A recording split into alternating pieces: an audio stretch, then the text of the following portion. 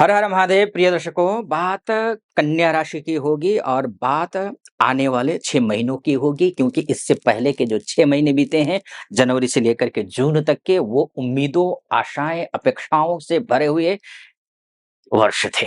और उन उम्मीदों को, आशाओं को, अपेक्षाओं को पूरा करने का जो महीना है, वो आने वाले 6 महीने हैं।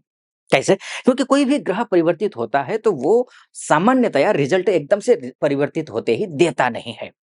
डिग्री वाइज वो कमजोर होते हैं, कोई मृतावस्था के, कोई बालावस्था के ग्रह होते हैं, और दूसरे राशि में जाकर के नया सिरे से काम करना। जैसे आप ऑफिस अगर चेंज करते हैं, दूसरे ऑफिस में जाते हैं, नया सिरे से एक ऑफिस में आपको एक अपना एक बनाना होता है, वहाँ सेटल होना होता है, एडजस्ट करना पड़ता है। उसी तरीके से ग्रह भी अमूमन ऐसे ही कुछ होते हैं, ये मानकर चलिए, सामान्यतया उदाहरण के लिए।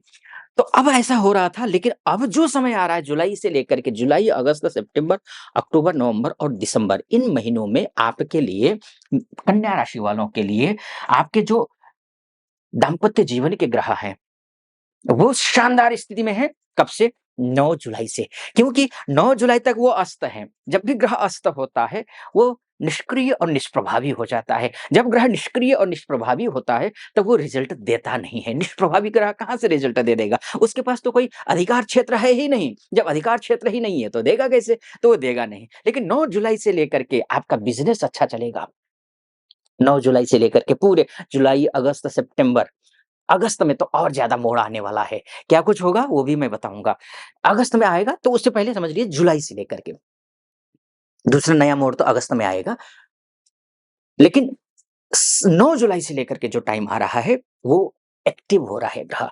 जैसे ही एक्टिव होगा, आपका बिज़नेस चलेगा। पार्टनरशिप अच्छी हो जाएगी। वर या वधू की तलाश कर रहे हैं, माता-पिता हैं आप, अपने पुत्र या पुत्री की विवाह करना चाह रहे हैं, तो वो वर या वधू की तलाश पूरी हो जाएगी। दाम्पत्य जीवन में कलह मचा हुआ है, बात कोर्ट कचहरी तक पहुँच गई है, दाम्पत्य जीवन अच्छा नहीं है, कटुता से भरा हुआ है, एक छत के नीचे हैं, बावजूद सुकून नहीं है, तो समझ लीजिए इसमें मधुरता आने की संभावना है, या फिर आपके लिए जो उचित होगा, वो होगा। ठीक?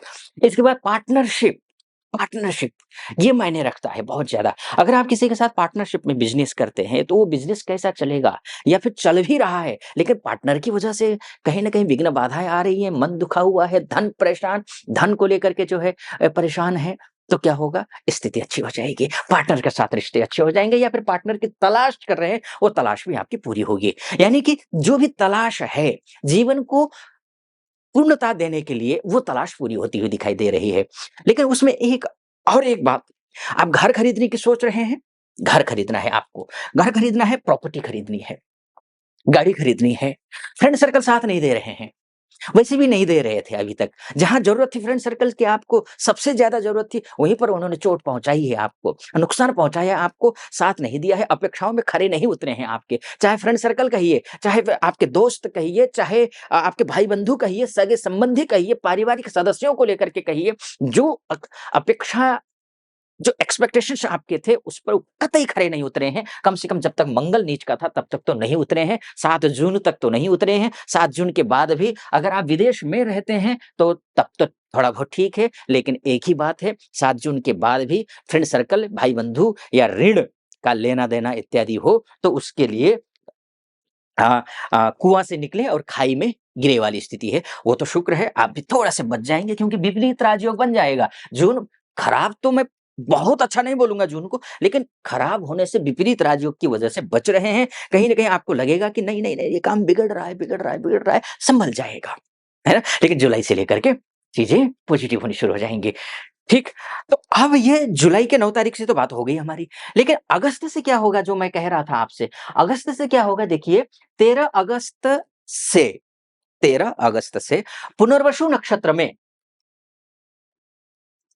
गुरु आ जाएँगे। जैसे ही गुरु पुनर्वसु नक्षत्र में आएँगे, आपके लिए अनेक प्रकार के दरवाजे खुल जाएँगे। जो 9 तारीख से रूपरेखा तैयार हुई है, अच्छे कामों के लिए, सफलता के लिए, उसमें 4 चाँद लगेगा। यानी कि उसमें मुकम्मल तौर पे मोहर लग जाएगा। ठीक है जी? और ऐसे भी कहते हैं ना यस्यास्ति वित्तम स नरः कुलीनः स पंडितः, जिसके पास पैसा होता है ना, क्योंकि पैसा देने वाला ग्रह, बिजनेस चलेगा, काम चलेगा, बिजनेस आपका जॉब अच्छी हो जाएगी, प्रमोशन हो जाएगा, जॉब नहीं लगी है, जॉब लग जाएगी, ये सब कुछ होगा तो होगा क्या, पैसा आएगा। और जिसके पास पैसा है, शास्त्र कहता है यस्यास्ति वित्तम स नरः कुलीनः, वो कितना ही कुलहीन क्यों ना हो, दुराचारी टाइप का क्यों ना हो, अगर पैसा है तो उसको बड़ा सम्मान की नजर से देखते हैं लोग, वही कुलीन होता है। स ए यस्यास्ति वित्तम स नरः कुलीनः स पंडितः स श्रुतवान गुणज्ञः, वो पंडित पंडित विद्वान वही कहलाता है, बोलना कुछ आता नहीं है, पढ़ा लिखा कुछ है नहीं, नॉलेज कुछ है नहीं, लेकिन लोग बात बड़ी गंभीरता से समझेंगे, पंडित समझेंगे, पंडित अर्थात विद्वान। पंडित अर्थात ये नहीं कि जैसे मैं चोटी रखता हूँ, पूजा पाठ करता हूँ, धर्म कर्म वेद पढ़ता हूँ, तो वो पंडित जी नहीं। पंडित का पंडित धातु से पंडित बनता है, यानी कि पंडित का अर्थ होता है विद्वान। आप अगर इंजीनियर हैं, अच्छे इंजीनियर हैं, आप विद्वान पंडित हैं, आप अपने क्षेत्र के पंडित हैं, अच्छे डॉक्टर हैं, अपने क्षेत्र के अच्छे पंडित हैं, तो वो ही विद्वान कहलाता है, जिसके पास पैसा होता है, वही सुनने लायक होता है। बाकी सबकी तो कर्कश आवाज निकलती है, भले ही वो पैसे अब जिसके पास है वो कौवे की आवाज हो, लेकिन आवाज सुनाई देती है कोयल की। स श्रुतवान गुणज्ञः स एव वक्ता स च दर्शनीयः, वही वक्ता होता है, वही दर्शन देखने लायक होता है, भले ही कितना ही कुरूप क्यों ना हो, वही देखने लायक होता है। इसलिए पैसा महत्वपूर्ण है, पैसा देने वाला ग्रह ये है, और आपके पास पैसे आ रहे हैं। मैंने चरणबद्ध तरीके से आपको बताया, आगे और बताऊंगा, उससे पहले एक निवेदन तो आपके समक्ष रखना ही पड़ेगा, और उसको स्वीकार कीजिएगा। वो ये कि आप यहाँ तक पहुंचे हैं, सटीक लग रहा हो मेरा विश्लेषण, तो आप सब्सक्राइब कर दीजिएगा, वीडियो को लाइक कर दीजिएगा, कमेंट बॉक्स में जाकर के हर हर महादेव जरूर लिख दीजिएगा, क्योंकि महादेव का भक्त हूँ, गर्व से कहता हूँ महादेव का भक्त हूँ, कृपा आप पर भी बनी रहे, ऐसी मेरी कामना। चलिए आइए फिर से विषय पर लौट करके आता हूँ। तो यहाँ पर देखिए ठीक अवस्था में है, यहाँ पर डिग्री वाइज भी 17-18 डिग्री के ग्रह बहुत अच्छे होते हैं। फिर अक्टूबर में आएंगे, अक्टूबर आते आते क्या होगा, गुरुदेव पहुंच जाएंगे कहाँ, ये यहाँ से यहाँ उच्च के हो जाएंगे, यानी कि 18 अक्टूबर से लेकर के 5 दिसंबर के बीच का जो टाइम है, वो आपकी लाइफ का सर्वश्रेष्ठ समय कहा जा सकता है। अगर आपके आचार विचार व्यवहार संस्कार अच्छे हैं, पूजा पाठ करते हैं, धर्म कर्म पर विश्वास है, माता पिता की सेवा करते हैं, अपने परिवार को समय देते हैं, या फिर आप बड़े बुजुर्गों का सम्मान करते हैं, गुरुजनों का सम्मान करते हैं, तो आपके लिए ये जो 2 महीने का समय है, मानकर चलिए अक्टूबर से दिसंबर का, ये आपके सभी रुके हुए बंद हुए दरवाजे खोलने के लिए है। उच्च के गुरु हो जाएंगे, उच्च के होकर के आपकी पर्सनल लाइफ ठीक, आपका एजुकेशन ठीक, आपका स्वास्थ्य ठीक, आपका दाम्पत्य जीवन ठीक, आपका कॉन्फिडेंस लेवल ठीक, सब कुछ बढ़िया बना देंगे, सब कुछ बढ़िया।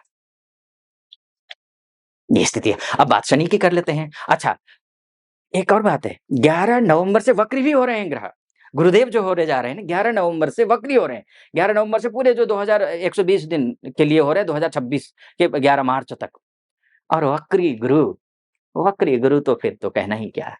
एक तो स्वगृही, उसमें भी 11 नवंबर से लेकर के 5 दिसंबर के बीच में तो मतलब स्वगृही नहीं, उच्च के भी रहेंगे और वक्री भी रहेंगे।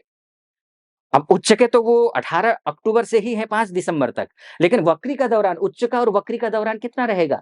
ये जो 11 नवंबर से लेकर के 5 दिसंबर के बीच का टाइम है, ये परफेक्ट टाइम है।